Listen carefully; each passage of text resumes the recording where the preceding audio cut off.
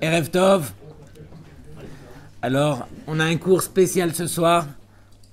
Justement, c'est donc le Yortzeit, l'Askara de mon papa, Zichrono Livracha, Avi Mori, David Nissim Baruch Ben Esther. Et bien sûr que je remercie tout le monde d'être là. Je sais que ce matin, en me réveillant, j'ai perdu la voix. Donc j'ai dit, le Yetzer Hara, il se mêle. Donc je l'ai invité. Il est là avec nous ce soir lui aussi. Donc c'est toujours comme ça. Quand on organise quelque chose, le Yetzer Hara, il est obligé de se mêler. Mais c'est pas plus mal. Vous allez prêter l'oreille encore plus. Bezrat Hashem, on essaiera d'élever la voix avec le temps. On a aussi Parashat Tetzavé. Cette année, c'est assez spécial parce que chaque année, quand arrive la Parashat de Tetzavé, alors elle est jumelée avec Parashat Zachor. On parle automatiquement de Purim, mais là cette année, on va lui donner sa place, comme il se doit. Donc Bezrat Hashem, on va essayer d'en profiter. Donc quelques mots déjà au niveau de l'Azkara.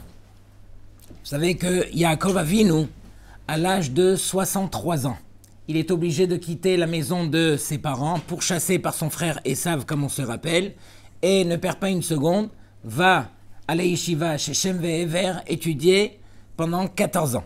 14 ans d'affilée, il étudie, et à l'âge de 77 ans, là, il se dirige vers la maison de Lavan, où il cherche à aller se marier. Mais quand il arrive à la maison de Lavan, on se rappelle que le fils de Esav l'avait dépouillé de tout ce qu'il avait, et donc il est complètement, il n'a plus rien, il se retourne, donc il va pour se marier, il se retourne d'abord vers Hachem, et il dit à Hachem, Esa enai el harim, me'ain yavo Ezri. Ezri me'im Hachem, ose shamaim va'aretz. Et le Midrash il dit, que veut dire Esa enai el harim? Je lève mes yeux vers les montagnes. De quelle montagne est-ce qu'il s'agit? Le Midrash de dire El Hahorim, vers les parents. À ce moment-là, Yaakov Avinu avait réalisé une fois de plus que tout ce qu'il avait reçu, tout ce qu'il avait puisé, venait de ses parents. Et donc c'est ça ce qui lui a donné cette hauteur de devenir qui il était.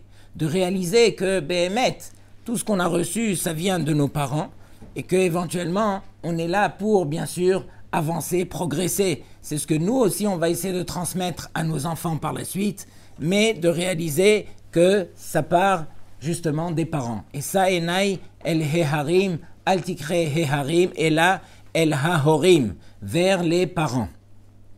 Et donc, la Gemara nous dit qu'il y a deux expressions qui sont citées donc, dans le chasse en ce qui concerne donc les responsabilités qu'un fils il a envers son père. Donc vous savez que la halakha elle dit que bien sûr qu'on a des mérites lorsque le papa il est vivant, mais lorsqu'il est niftar, alors le fils il peut lui donner des mérites encore plus grands, encore plus élevés. Un fils par les actions qu'il fera sur terre pourra vraiment lui permettre de grandir comme on va voir. La première expression qui est marquée dans ma Masechet Sanhedrin, Bra Mezake Abba. Le fils, il est Mezake. Il donne des mérites à son père. Deuxième expression, Bra Kar'a de Avuha, qui veut dire que le fils, c'est le pied de son père. Et donc on va expliquer. Le fils, lorsque il est sur terre, une fois que le père a disparu, alors le Chafetz Chaim il dit dans son livre, le Ahavat Chesed, il ramène les paroles du Shla Kadosh. Et là-bas, le Shla Kadosh, il dit que tous les srouyot, tous les mérites et toutes les mitzvot qu'un fils va accumuler sur terre, alors ils iront justement pour le mérite, pour le compte de son père, une fois que son père est niftar. Et de là, on voit qu'un fils, il a même la possibilité de faire sortir son père d'un endroit qui aurait pu être très grave et de le faire entrer dans un endroit qui peut être même dans le Gan Eden. Imaginez la force qu'on a lorsqu'on est encore sur terre et qu'on continue à faire les choses qu'il se doit. Combien est-ce qu'on peut donner de mérite à nos parents? Sur la deuxième expression, qu'on est considéré comme le pied de son père, le Rav Yitzhak Hutner, qui est un des Gdolim de l'époque, dans son livre Pachad Yitzhak, il pose une question, il dit normalement, on aurait dû être comparé comme la main de son père. Pourquoi est-ce qu'on nous compare à son pied? On sait que dans le monde moderne, lorsque un père va léguer ses affaires à son fils, alors le fils, il prend la main de son père. Ça va être la suite. Pourquoi est-ce qu'ici on s'appelle Kar'a de Avua, le pied de son père? Sur cela, alors le Rav, il explique, il dit, il y a un passou qui est cité dans Zecharia, dans le Navi. C'est marqué Venatati lecha mahlechim ben haomedim. Et je mettrai devant toi mahlechim, des gens qui marchent, devant ceux qui sont statiques, devant ceux qui ne peuvent pas marcher, devant ceux qui restent debout. De qui est-ce qu'il s'agit là-bas? Il s'agit des anges. Un ange, lui, il a reçu une mission et à partir de là, il n'a plus de libre arbitre, il ne peut plus avancer, il reste statique. Celui qui peut avancer, c'est l'homme.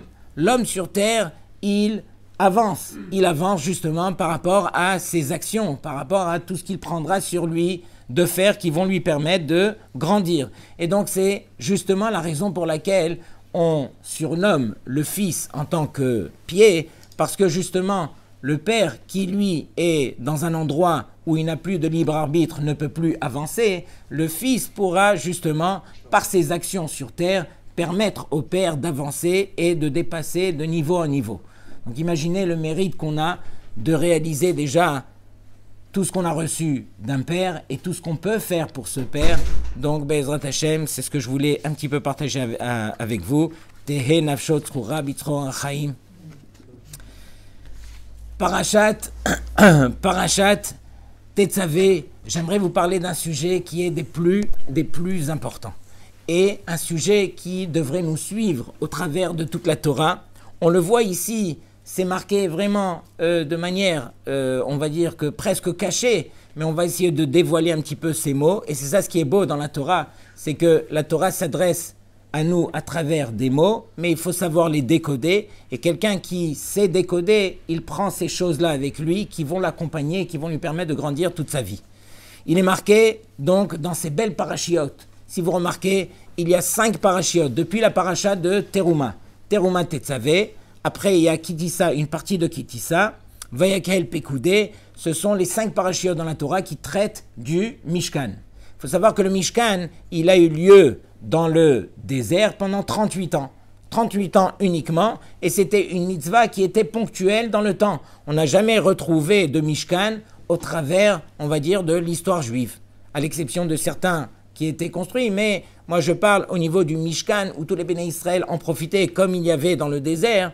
On a vu que pourquoi est-ce que la Torah, elle prend autant de place, 5 parachiotes, pour nous parler justement de ce Mishkan. Et la Torah ne veut rien, au contraire, ne veut rien mettre de côté. Elle veut nous montrer un petit peu combien c'est important.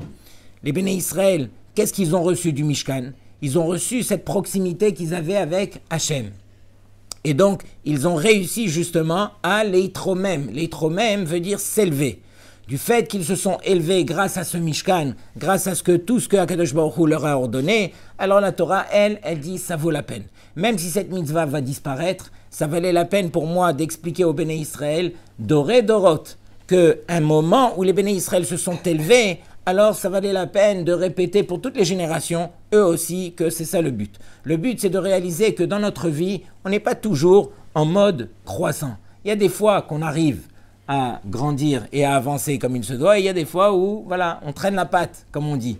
Mais dans tous les cas, Kadosh Baruch Hu, il te dit, fais attention. Dans ces moments-là où tu arrives à avancer, où tu as de l'impulsion, où tu sens que les choses vont de ton côté, alors profites-en et essaye de faire en sorte que ces moments-là vont justement t'accompagner. Alors là, j'arrive au sujet. Donc, il est marqué donc dans la paracha de Tetzavé, Ve'ata tedaber el kol hachmelev. C'est marqué Moshe Rabbeinu. Donc, on sait que son nom ne figure pas dans cette paracha. Mais Akadosh Baruch Hu, il lui demande de s'adresser au Chachmelev. Que veut dire Chachmelev? Les sages du cœur. C'est quoi cette expression, les sages du cœur? Normalement, on sait que la sagesse, elle devrait se situer au niveau du moach, au niveau du cerveau, de l'intelligence. Que veut dire que la chokhma se trouve au niveau du cœur? Et donc ici, la Torah, elle a un moussag, elle a une expression qui est unique, une expression que la Torah veut nous transmettre. C'est-à-dire que pour la Torah, la Chokhma se trouve justement dans le cœur. Et pourquoi elle se trouve dans le cœur? On a dit, normalement, elle se trouve au niveau du cerveau. Parce que la Torah veut nous enseigner que c'est uniquement quelque chose que tu aimes qui pourra t'appartenir. Dans le cerveau, c'est uniquement une banque de données. Les connaissances, le da'at se trouve dans le cerveau. Mais dans le cœur, c'est la chokhma. Ce sont les choses que Akadosh Baruch Hu, il te demande d'aimer. Et c'est uniquement si tu aimes ces choses que ces choses pourront t'appartenir. Donc, on réalise avec cela que les belles midot, que chacun d'entre nous rêvons d'atteindre. Ahavat Hashem, Yirat Hashem, Chesed et Chokhma, et ainsi de suite. Toutes ces midot que Akadosh Baruch Hu, il nous ordonne d'avoir. Toutes ces midot qu'on rêve d'atteindre, alors on ne pourra les atteindre que si on aime réellement la chose. Impossible que cette chose puisse nous appartenir si on n'aime pas cette chose-là. Et c'est la raison pour laquelle Akadosh Baruch Hu, il marque dans la Torah, Hachmelev, pour t'enseigner cela, que c'est uniquement si tu aimes que ça va t'appartenir. Si ça reste au niveau de ta tête, alors bien sûr, on peut lire des livres de Moussar, on peut comprendre avec la tête, on peut s'efforcer quelque part de dire que oui, j'ai compris, mais ça ne va pas t'appartenir. À partir de quel moment ça va t'appartenir qu'on pourra dire que oui, tu es Chacham, oui, tu es Yireh Hashem, et ainsi de suite, c'est uniquement si tu aimes la chose. Et donc, qu'est-ce qu'on apprend de là? On apprend que Akadosh Baruch Hu s'adresse aux Béné Israël qui sont sortis de Mitzrayim. Ils n'ont fait que travailler dans l'esclavage dans lequel ils étaient. Ils sortent de Mitzrayim et Akadosh Baruch Hu, qu'est-ce qu'il fait? Il leur ordonne de construire le Mishkan. Vous avez vu la complexité de construire un Mishkan dans le désert? Il aurait fallu des architectes, mais hors normes, pour pouvoir construire une telle chose. Les kelim du Mishkan, regardez la complexité de chaque keli. Les begadim du Kohen Gadol. On aurait dû prendre des tailleurs, mais qui est avec des diplômes. Et on a trouvé que les Béné Israël qui sortaient de Mitzrayim à leur demander de choses aussi compliquées. De là, la Torah nous dit, c'est pas grave. Si les Béné Israël, ils vont sortir et ils vont recevoir ce tzivouï, cet ordre que moi je vais leur donner, et ils vont aimer cette chose-là que je leur ordonne de faire, c'est sûr qu'ils arriveront à le faire. Qu'est-ce qui empêche l'homme de faire? Justement, c'est ces choses-là qu'on a du mal à aimer. Donc le but pour l'homme, c'est d'apprendre à aimer. C'est uniquement si on aime la chose que cette chose-là va nous appartenir. À l'image de ces Béné Israël qui ont aimé ce que Akadosh Baruch Hu leur a ordonné de faire, du fait qu'ils ont aimé, ils ont su comment construire la chose. Bien sûr que ça a été fait par le biais de certains dans le clan Israël. Mais justement, on a voulu montrer à tout le clan Israël que vous êtes tous capables d'y arriver parce qu'il faut apprendre à aimer la chose-là. Maintenant, la question qu'on pose, comment est-ce qu'on fait pour aimer? Ça, c'est peut-être la chose la plus difficile, c'est peut-être la chose que Akadosh Baruch Hu souhaite pour chacun d'entre nous. Comment est-ce qu'on fait pour aimer la chose? Comment je fais pour aimer faire du chesed? Aimer la chokhma, aimer Yirat Hashem, toutes ces choses-là que normalement on vient pour travailler, comment est-ce qu'on fait pour les aimer? Si on dit que c'est uniquement au travers de l'amour qu'on aura pour cette chose-là, qu'elle pourra nous appartenir, comment est-ce que je fais pour aimer? Alors, il y a une belle Gemara dans Masechet Nida. Dans Masechet Nida, alors, il y a les sages d'Alexandrie, qui n'étaient pas des Béné Israël, qui étaient des Goïm, mais on les appelle des sages.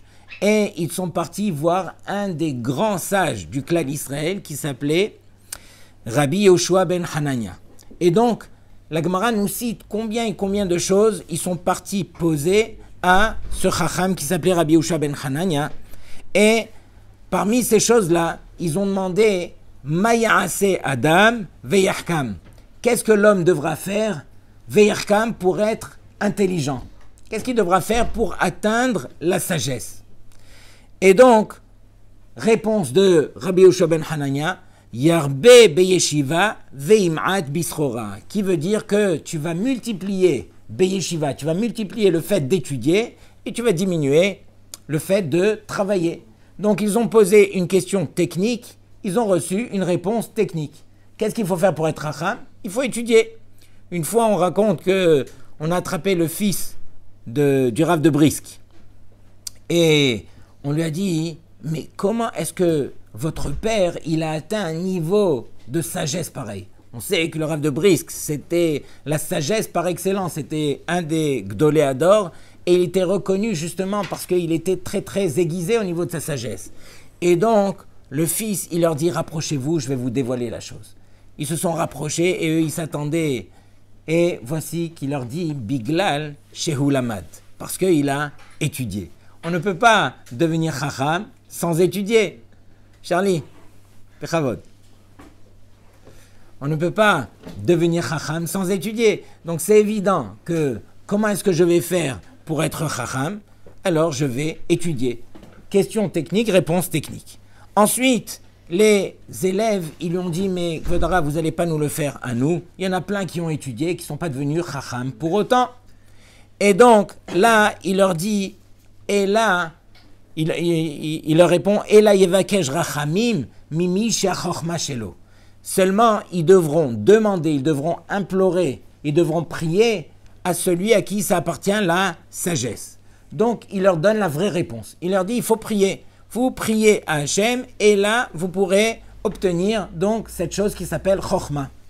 Et donc, la Gemara, elle dit, mais attends, je ne comprends pas. Pourquoi ce détour?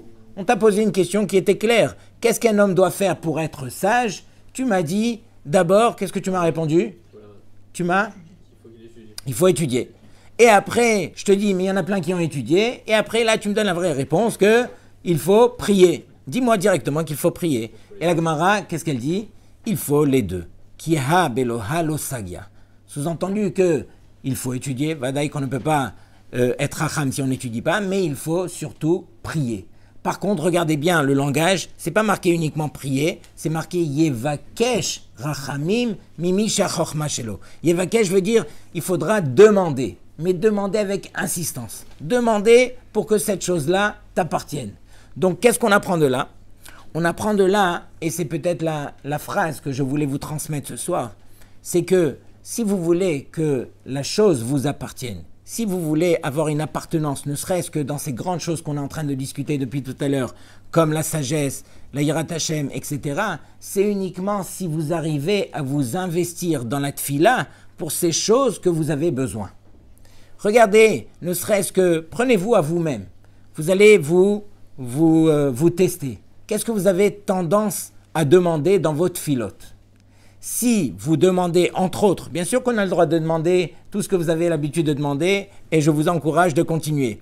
Mais il faudra rajouter également ces choses-là. C'est uniquement si on s'investit dans la tfila pour les choses qui veulent nous dire quelque chose, que ces choses-là pourront nous appartenir et qu'on va finir par les aimer. Donc c'est ça le but. Le but, c'est d'apprendre à aimer ces choses-là pour que ces choses nous appartiennent.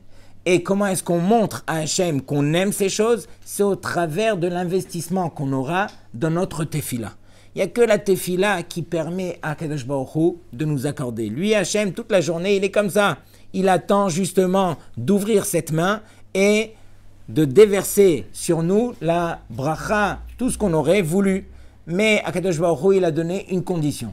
C'est uniquement si tu ouvres la bouche et tu demandes de manière sincère que j'ouvrirai ma main pour t'accorder toute la bracha que tu as demandé. Dans tous les cas, si je vous pose la question, quel est l'emblème dans la Torah qui reflète justement ce côté-là de celui qui est Mevakesh, celui qui demande? Mevakesh, encore une fois, c'est celui qui demande. On raconte une fois, juste en passant, je me rappelle maintenant, on raconte une fois qu'il y avait un père qui est venu à la grande yeshiva de Kelem. Et là-bas, il y avait des bachurim à la yeshiva magnifiques, tout ce qui était très très sage. Et il arrive chez le Rosh Yeshiva, il lui dit, Kvod Harav, j'ai une fille, un diamant. Et je cherche une bague où déposer ce diamant. Et donc, le Rosh Yeshiva, il entend une belle phrase pareille, il lui dit, viens avec moi au Beth HaMidrash. Il l'emmène au Beth HaMidrash, et il lui dit, tu vois celui-là là-bas, ce bachur, c'est le shakdan de la yeshiva. Shakdan, c'est celui qui prend son marteau-piqueur, qui rentre dans la Gemara, dans le magma de la Gemara, et qui sort de l'autre côté tellement qu'il a compris le fond du fond de la Svara, des choses. Et donc, le père, il entend ça, il dit, pour ma fille, il dit, attends, calme-toi, on va faire le tour. Il lui dit, tu vois celui-là là-bas, c'est le Yeré Shamaim de la yeshiva. Il a des midot, Blainara. Tout le monde rêve d'avoir des midot comme lui, il a. Il dit, ah bon, c'est lui, pour ma fille. Il dit, non, on n'a pas fini. Il lui dit, tu vois celui-là là-bas, c'est le matmid de la yeshiva. Matmid, c'est celui qui ne bouge pas. Il peut y avoir tout ce qu'il peut y avoir. Lui, il ne bouge pas, il étudie. Et même lorsque on sent qu'il y a un problème avec la montre, on le regarde à lui et c'est lui qui est kovea. C'est lui qui fixe. On ne regarde pas la montre, on le regarde à lui. Si lui, il est là, on sait quelle heure il est. Tellement qu'il est matmid. Et comme ça, il fait le tour de tous les bachurim de la yeshiva. Et là, le père, il n'en peut plus. Il dit au Rosh Yeshiva, il dit, mais moi, je veux le meilleur bachur de la yeshiva. Il dit, ah, tu aurais dû me dire que tu veux le meilleur bachur. Il lui dit, alors, le meilleur bachur de la yeshiva, c'est celui qui est là-bas. Et là, il lui pointe du doigt le Stipler, le père de Rav Chaim Kanievski.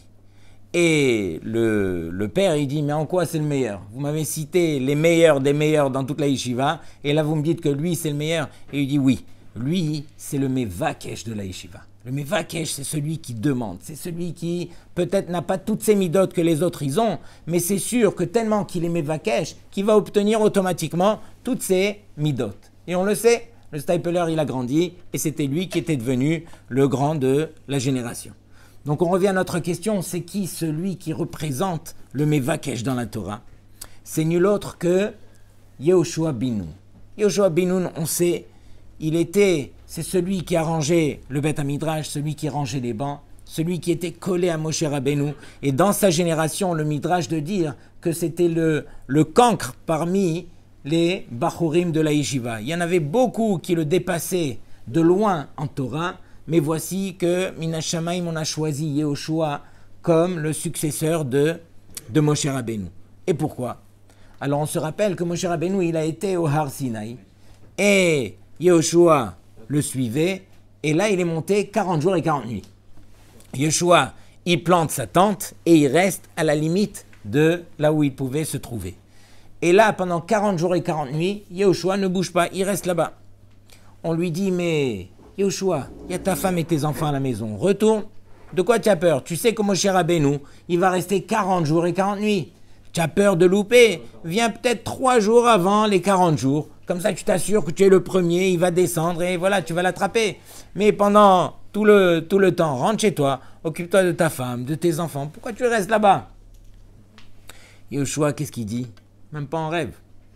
Je veux montrer à Hachem que je suis Mevakesh. C'est quoi Mevakesh?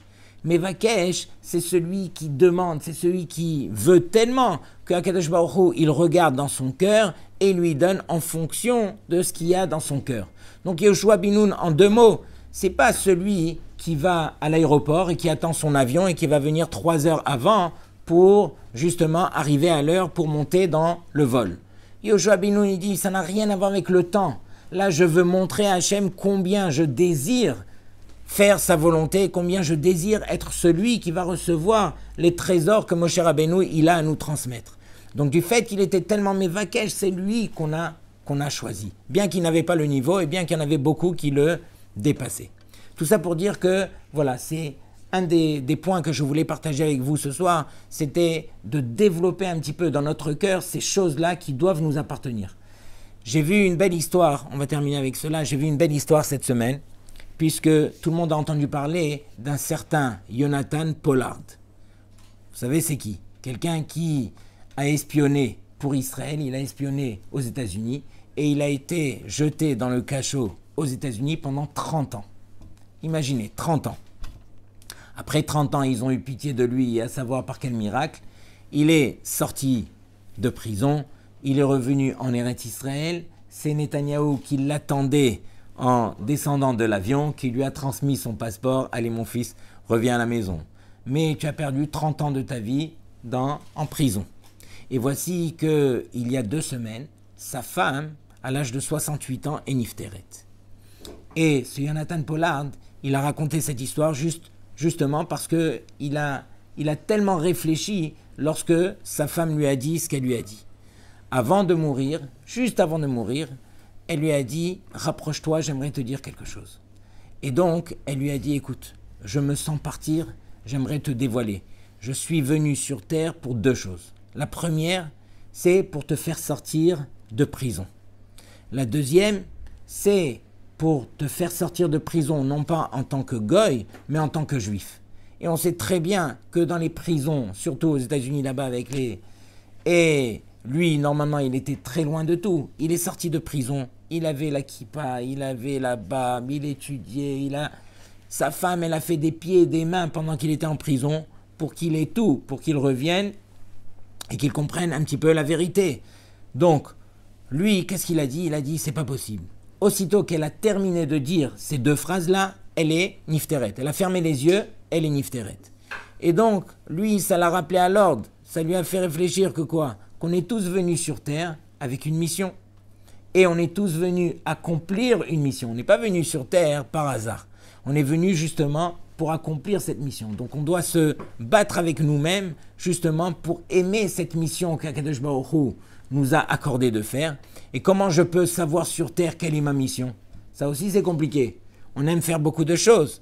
Mais de la même façon, je me rappelle d'un rave qui disait ça, de la même façon que dans la rue, quand je vois quelqu'un, je vois qu'est-ce qu'il a entre les mains, je peux savoir qui il est. Je vois quelqu'un qui est bien habillé, avec un beau costume, avec une belle cravate et il a une belle mallette en cuir. Je sais très bien que c'est un homme d'affaires et qui, voilà, il travaille dans les affaires. Je vois le deuxième, il est avec son marteau. Je sais très bien qu'il travaille dans le bâtiment et ainsi de suite. Mais chacun d'entre nous, on a un équipement que Akadosh Baruch Hu nous a accordé. Quel est cet équipement? Akadosh Baruch Hu, il nous a accordé le fait de prendre plaisir à des choses qu'on a tendance à faire. On a juste à se regarder à soi-même. Et il y a des choses pour lesquelles on a du mal, il y a des choses pour lesquelles c'est facile pour nous. On sait que ces choses-là, on les fait, voilà, on y prend goût. Donc c'est justement ces choses-là qui devraient nous pousser justement à accomplir notre tikkun, accomplir notre réparation sur terre et arriver à faire vraiment la volonté d'Hachem. Donc voilà, je voulais partager toutes ces belles choses avec vous. Shabbat Shalom Likulchem. On va faire des Teilim Arvit et après Bezrat Hashem, on passera à faire des Brachot.